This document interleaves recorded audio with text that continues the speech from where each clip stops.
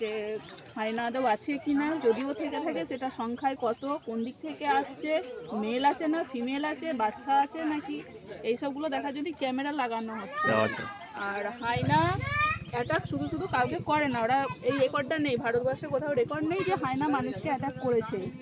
তো ওকে উত্তক্ত না করলে কিছুই করবে না, কোনো প্রাণীই হোক, জীবজন্তু হোক, মানুষই হোক, অ্যাটাক করলে সে উল্টে অ্যাটাক করে। মানে এমনি কোনো ভয় বলতে নেই? না, ভয় নেই, কেউ ওদেরকে আঘাত করবেন না, ওরা জঙ্গলের প্রাণী, জঙ্গলেই থাকতে দিন ওদেরকে।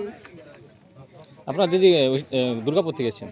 আমরা এসেছি দুর্গাপুর ডিভিশন, আসানসোল রেঞ্জ, কদলাবিট থেকে এসেছি। ধরার মানে যদি একে না, যদি এরা অ্যাটাক করে কাউকে, যদি ক্ষয়ক্ষতি হয়, মানুষকে মারছে কিংবা খুবই হয়তো গরু ছাগলকে, তখন আমরা ধরার ব্যবস্থা করব।